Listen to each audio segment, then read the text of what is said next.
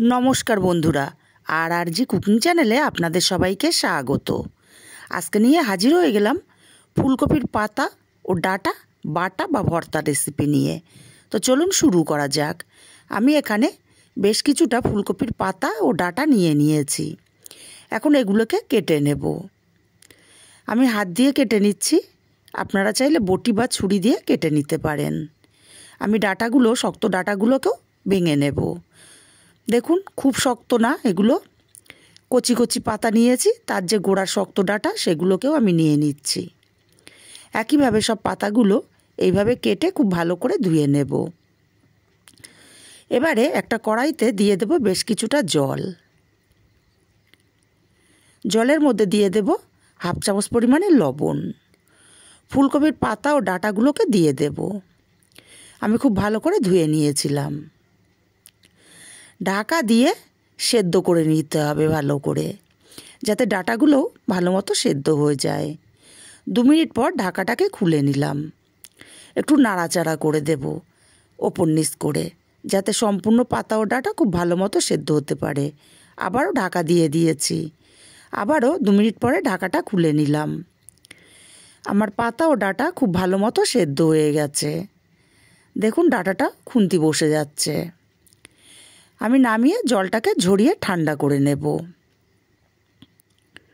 ঠান্ডা করে তারপরে আমি পেস্ট করব।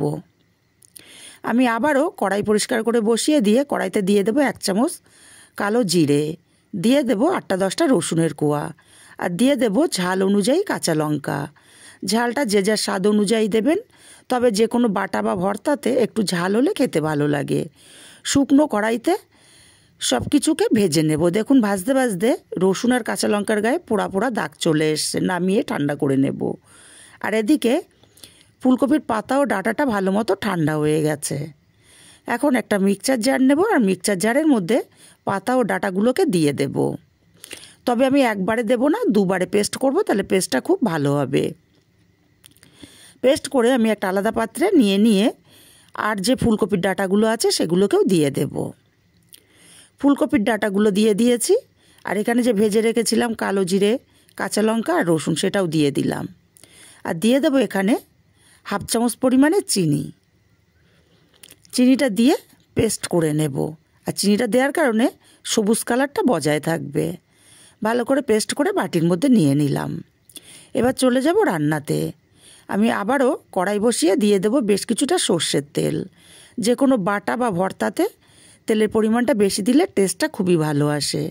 একটা বড় সাইজের পেঁয়াজ কুচি তেলের মধ্যে দিয়ে লাল লাল করে ভেজে নিয়েছি, বা বলতে পারেন বেরেস্তা করে নিয়েছি। এখন এই পেঁয়াজ বেরেস্তাটা উঠিয়ে নেব।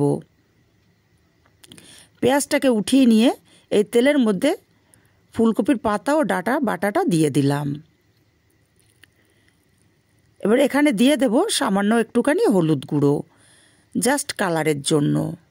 ভালো করে নাড়াচাড়া করে তেলের সঙ্গে মিশিয়ে দিতে হবে। খুব ভালো করে নাড়াচাড়া করে মিশিয়ে নিয়েছি। এবার এখানে দিয়ে দেব স্বাদ মতো লবণ। তবে লবণটা বুঝে দিতে হবে, কারণ ফুলকপির পাতা ও ডাঁটা সেদ্ধর সময় লবণ দিয়েছিলাম। লবণটাকে দিয়ে নাড়াচাড়া করে আমি মিনিট 3 রান্না করে নিয়েছি। দেখুন, 3 মিনিট রান্না করে নিয়েছি। ফুলকপির পাতা ও ডাঁটার এক্সট্রা জলটা অনেকটাই শুকিয়ে গেছে।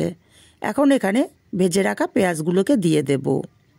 আর পেঁয়াজটাকে দিয়ে আরও 2 মিনিট আমি রান্না করে নেব ভালো করে মিশিয়ে। 2 মিনিট আমি রান্না করে নিয়েছি, আর তৈরি হয়ে গেল গরম ভাতের সাথে পরিবেশন করার জন্য ফুলকপির পাতা ও ডাঁটা ভর্তা।